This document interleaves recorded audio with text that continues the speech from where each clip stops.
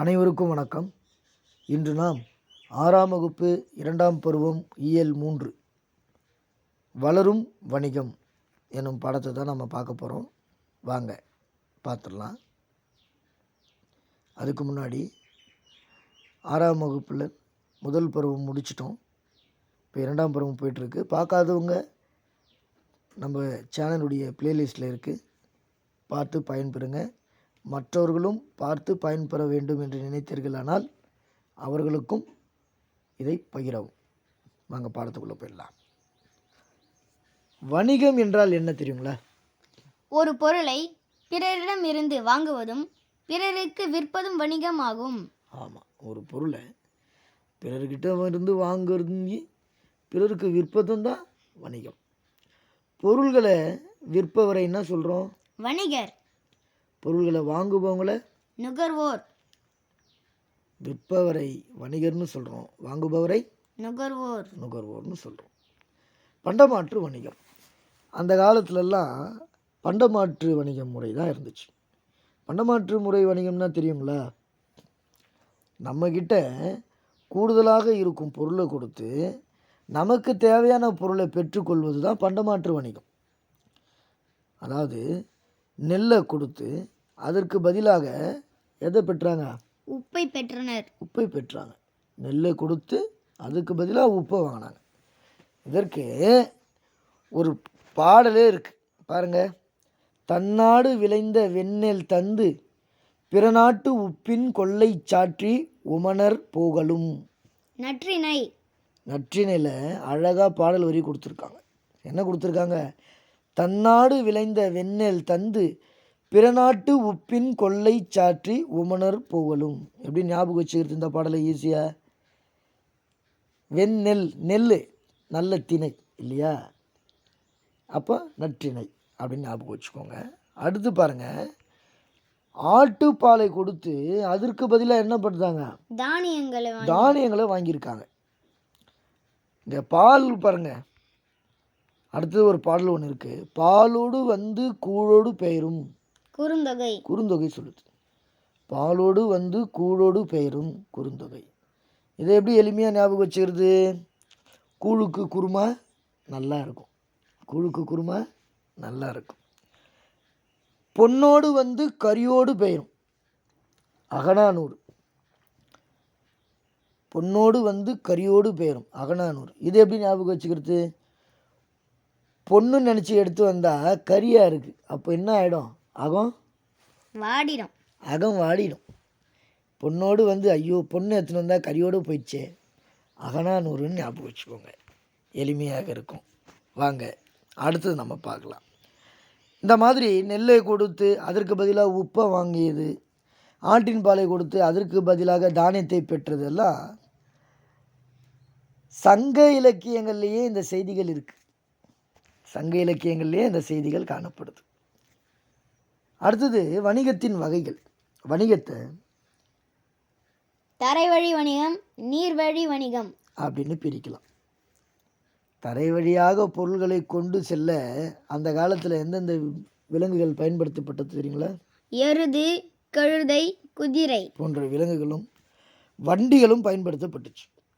இந்த வணிகர்கள்லாம் வண்டிகளில் பொருள்களை ஏற்றிக்கிட்டு வெளியூருக்கு போகுவாங்க. அப்படி போகும்போது ஒரு குழுவாக போவாங்க இல்லையா? அப்படி இந்த குழுவை என்ன சொல்லி அழைச்சாங்க தெரியுமா? வணிகச்சாத்து. கடல் வழியாக கப்பல்கள் மூலம் பொருள்களை அனுப்புவதும் வரவழைப்பதும் நீர்வழி வணிகம்னு சொல்கிறோம். அதாவது பேருந்துகள் வந்து நிற்கும் இடத்தை பேருந்து நிலையம்னு சொல்கிறோம். அதே கப்பல்கள் வந்து நிற்கும் இடத்தை என்ன சொல்கிறோம்? துறைமுகங்கள். ஆமாம், கப்பல் நிலையம் கிடையாது, துறைமுகங்கள். துறைமுக நகரங்கள் எதுன்னு எப்படின்னு குறிக்கப்பட்டிருந்துச்சு தெரியுமா? பட்டினம் என்றும் பாகம் என்றும் குறிக்கப்பட்டன. அருமையாக சொல்கிறீங்களே, எல்லா விஷயமும் தெரியுது. தமிழ்நாட்டில் தலைச்சிறந்த துறைமுகமாக ஒரு நகரம் விளங்கியது பூம்புகார். அந்த பூம்புகார் துறைமுகத்தில் பல்வேறு நாட்டு கப்பல்கள் தத்தம் நாட்டு கொடிகளோடு வந்து நிற்கும். அவற்றின் மூலம் வெளிநாட்டு பொருள்கள் இறக்குமதி செய்யப்பட்டன, தமிழ்நாட்டு பொருள்கள் ஏற்றுமதி செய்யப்பட்டன. வணிகத்தை மேலும் எப்படி தெரியுமா பிரிக்கலாம்? தனிநபர் வணிகம், நிறுவன வணிகம். ஆமாம், ஏற்கனவே எப்படி பிரிச்சுருந்தாங்க? தரைவழி வணிகம், நீர்வழி வணிகம். ஆமாம், இப்போ என்ன இப்போ பார்க்க போகிறோம்? தனிநபர் வணிகம், நிறுவன வணிகம். தனிநபர் வணிகம்னா என்னங்க? தனிநபரால் உருவாக்கப்பட்டு நடத்தப்படும் வணிகம் தனிநபர் வணிகம். அப்போது நிறுவன வணிகம்னா என்ன? ஒன்றுக்கும் மேற்பட்டோர் இணைந்து முதலீடு செய்து நடத்தும் நிறுவனம் நிறுவன வணிகம். அடுத்ததாக சிறு வணிகத்தை பற்றி பார்க்கலாம். இந்த சிறு வணிகர்கள் என்ன பண்ணுவாங்கன்னா, ஒரு சின்ன முதலீட்டில் பொருள்களை வாங்கி வந்து இந்த வீதிகளில் வைத்து விற்பனை செய்வாங்க. தலையில் சுமந்துட்டு வந்து விற்பாங்க. ரோட்டோரமாக கடைகளை அமைத்து விற்பாங்க. தள்ளுவண்டி மூலியமாக விற்பாங்க. இதெல்லாமே சிறு வணிகம்னு சொல்கிறோம். சிறு வணிகர்கள் பார்த்திங்கன்னா நுகர்வோரிடம் நேரடி தொடர்பு கொள்வார்கள். சிறு வணிகர்களுக்கும் நுகர்வோருக்கும் நேரடி தொடர்பு இருக்கும். பெருவணிகர் எடுத்துக்கிட்டோம்னா ஒரு பெருந்தொகையை முதலீடு செய்து பொருள்களை அதிக அளவில் வாங்கி வைத்து விற்பனை செய்து பெருவணிகம் சொல்லுவாங்க. விற்பனை செய்வது தான் பெருவணிகம். பெருவணிகர்கள் பொருள்களை உற்பத்தி செய்யப்படும் இடத்திலிருந்து மொத்தமாக கொள்முதல் செய்வாங்க. அவற்றை சிறு வணிகர்களுக்கு விற்பனை செய்து விற்பாங்க. பெருவணிகர்களுக்கும் நுகர்வோருடன் நேரடி தொடர்பு இருக்குமா அப்படின்னா இருப்பது கடினம். அவ்வளவா இருக்காது, பெரும்பாலும் இருக்காது. ஏற்றுமதியும் இறக்குமதியும். பொருள்களை பிற நாடுகளுக்கு அனுப்புவது தான் ஏற்றுமதி. பிற நாடுகளிலிருந்து பொருள்களை வாங்குவது தான் இறக்குமதி. ஆமாம், பழங்காலத்தில் தமிழ்நாட்டில் இருந்து எதெல்லாம் நம்ம ஏற்றுமதி செஞ்சோம் தெரியுங்களா? தேக்கு, மயில் தோகை, அரிசி, சந்தனம், இஞ்சி, மிளகு. இன்னொரு வாட்டி சொல்லுங்களேன். தேக்கு, மயில் தோகை, அரிசி, சந்தனம், இஞ்சி, மிளகு. ஆமாம். சீனத்திலிருந்து நம்ம கண்ணாடி, கற்பூரம், பட்டு போன்றவை இறக்குமதி செய்தோம். குதிரைகள் எங்கேருந்து தெரியுமா நம்ம வாங்கினோம்? அரேபியா. அரேபியாவிலிருந்து குதிரைகள் வாங்கப்பட்டுச்சு. வணிகத்திலையும் நேர்மை இருந்தது. அந்த காலத்தில் வணிகர்கள் நேர்மையாக தொழில் செஞ்சாங்க. நான் சொல்ல தமிழ் இலக்கியங்கள் எடுத்துக்காட்டு தருது. பாருங்கள், நம்ம ஐயா திருவள்ளுவரை திருக்குறளில் எழுதியிருக்கார். என்ன எழுதியிருக்காரு? வாணிகம் செய்வார்க்கு வாணிகம் பேணி பிறவும் தமபோல் செய்யின். வாணிகம் செய்வார்க்கு வாணிகம் பேணி பிறவும் தமபோல் செய்யின்னு திருவள்ளுவர் ஐயாவே எழுதியிருக்காரு திருக்குறளில். இதை எதை பற்றி சொல்லுகிறது? வணிகரின் நேர்மையை பற்றி கூறுகிறது. வணிகருடைய நேர்மையை பற்றி வணிகர்கள் பொருளை வாங்கும்பொழுது உரிய அளவை விட அதிகமாக வாங்க மாட்டாங்க. பிறருக்கு கொடுக்கும் பொழுதும் அளவை குறைத்து கொடுக்க மாட்டாங்க. எனவே வணிகரை பட்டினப்பாலை எப்படி தெரியுமா பாராட்டுது? நடுவு நின்ற நன்னெஞ்சினோர். நடுவு நின்ற நன்னெஞ்சினோர் என்று பட்டினப்பாலை பாராட்டுது. அதாவது எப்படி ஞாபகம் வச்சுன்னா, பட்டினியாக இருந்தாலும் நடு தெருவில் நின்றாலும் என்ன பண்ண மாட்டான்? நேர்மையை தவற மாட்டான் வணிகன். இப்படி ஞாபகம் வச்சுக்கோங்க. நடுவு நின்ற, அதான் நடு ரோட்டில் நின்னாலும் அப்படின்னு ஞாபகம் வச்சுக்கோங்க. நடுவு நின்ற நன்னெஞ்சினோர் என்று பட்டினப்பாலை பாராட்டுகிறது. அடுத்ததான் இணைய வழி வணிகம். இன்று எல்லாமே மாறிடுச்சு. எல்லாமே தொலைபேசிலேயே நம்ம என்ன பண்ணிக்கிறோம்? ஆர்டர் பண்ணிக்கிறோம். கடைகளுக்கு சென்று பொருள்களை வாங்க வேண்டிய அவசியமே இன்று இல்லாத ஆயிடுச்சு. நேரமே இல்லாதவர்களுக்கு இது மிகவும் பயனுள்ளதாக இருக்குது இணைய வழி, இல்லைங்களா? வணிகம் பண்டமாற்று முறையாக தொடங்குச்சு. அப்புறம் பணத்தை பயன்படுத்தும் முறையாக வளர்ந்துச்சு. இன்று மின்னணு பரிமாற்றம் செய்யும் அளவுக்கு உயர்ந்துடுச்சு. பாருங்க, பாட்டு பாருங்க. கொள்வதும் மிகை கொள்ளாது, கொடுப்பதும் குறைபடாது. பட்டினப்பாலை. கொள்வதும் மிகை கொள்ளாது, கொடுப்பதும் குறைபடாது. இந்த பாடலினுடைய வரிகள் தான் இங்கே கொடுத்துருக்காங்க. பாருங்க என்ன கொடுத்துருக்காங்க. வணிகர்கள் பொருளை வாங்கும்போது உரிய அளவை விட அதிகமாக வாங்க மாட்டார்கள். பிறருக்கு கொடுக்கும் பொழுது அளவை குறைத்து கொடுக்க மாட்டார்கள் என்ற வரிக்கு தான் கொள்வதும் மிகை கொள்ளாது கொடுப்பதும் குறைபடாது. பட்டினப்பாலை. இன்னொரு பாடல் வரியும் இருக்குது பாருங்க, பட்டினப்பாலையில் நடுவு நின்ற நன்னெஞ்சினோர். பட்டினப்பாலை. நம்ம ஐயா திருவள்ளுவர் பாருங்க என்ன சொல்லியிருக்காரு, சமன் செய்து சீர்தூக்கும் கோல் போல் அமைந்தொரு பால் கோடமை சான்றோர்க்கு அணி. திருவள்ளுவர் சொல்லியிருக்கார், சமன் செய்து சீர்தூக்கும் கோல் போல் அமைந்தொரு பால் கோடமை சான்றோர்க்கு அணி. அதே மாதிரி தான் இன்னொரு குறளும் வள்ளுவர் ஐயா எழுதியிருக்காரு, வணிகருடைய நேர்மையை பற்றி. வாணிகம் செய்வார்க்கு வாணிகம் பேணி பிறவும் தமபோல் செய்யின் என்று நம்முடைய ஐயா வள்ளுவன் ஐயா குறிப்பிட்டிருக்கிறார். வாங்க மதிப்பீட்டு வினாக்களுக்கு போவோம். வீட்டு பயன்பாட்டிற்காக பொருள் வாங்குபவர் நுகர்வோர். வணிகம் கூட்டல் சாத்து என்பதனை சேர்த்து எழுத கிடைக்கும் சொல் வணிகச் சாத்து. பண்டம் கூட்டல் மாற்று என்பதனை சேர்த்து எழுத கிடைக்கும் சொல் பண்டமாற்று. மின்னணு என்னும் சொல்லை பிரித்து எழுத கிடைப்பது மின் கூட்டல் அணு. விரிவடைந்த என்னும் சொல்லை பிரித்து எழுத கிடைப்பது விரிவு கூட்டல் அடைந்த. அடுத்ததா ஆங்கில சொல்லுக்கு இணையான தமிழ் சொல்லை எடுத்து எழுதுகன்னு கொடுத்துருக்காங்க. இது டிஎன்பிஎஸ்சியில் நிறைய தடவை கேள்விப்பட்டு கேட்டிருக்காங்க. இந்த debit card, credit card, demand draft இதெல்லாம் ரொம்ப முக்கியமானது.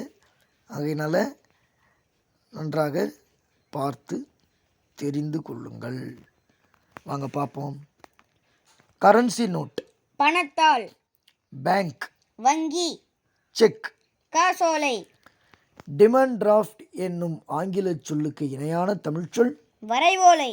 டிஜிட்டல் என்னும் ஆங்கில சொல்லுக்கு இணையான தமிழ்ச்சொல் மின்னணுமயம். டெபிட் கார்டு என்னும் ஆங்கில சொல்லுக்கு இணையான தமிழ்ச்சொல் பற்று அட்டை. கிரெடிட் கார்டு எனும் ஆங்கில சொல்லுக்கு இணையான தமிழ்ச்சொல் கடன் அட்டை. ஆன்லைன் ஷாப்பிங் எனும் ஆங்கில சொல்லுக்கு இணையான தமிழ்ச்சொல் இணையதள வணிகம்.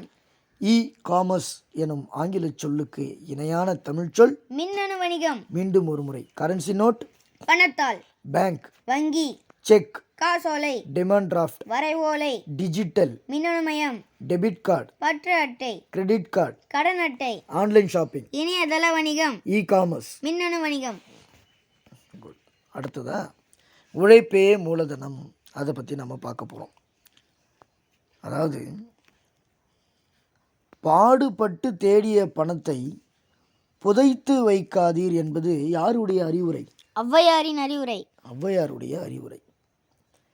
ஒரு சிறிய கதை, ரொம்ப எளிமையாக புரிய நீங்கள் படிச்சுக்கிட்டீங்கன்னா, இந்த கதையினுடைய ஒரு சுருக்கமான ஒரு பகுதியை நான் சொல்கிறேன். சும்மா அப்படி காதல் கேளுங்க. பூங்குளம் அப்படின்னு ஒரு ஊர், அதில் அருளப்பன் இருந்தார். அவருக்கு 3 பசங்க. அதில் அவங்க இந்த 3 பசங்களுடைய பேர் வளவன், அமுதா, எழிலன். ஆமாம். அந்த 3 பேரையும் கூப்பிட்டு அருளப்பன் என்ன பண்ணுறாருன்னா, ஆள் ஒவ்வொருத்தருக்கும் எவ்வளோ ரூபாய் கொடுக்குறாரு? 50,000. 50,000 ரூபாய் பணத்தை கொடுக்குறாரு.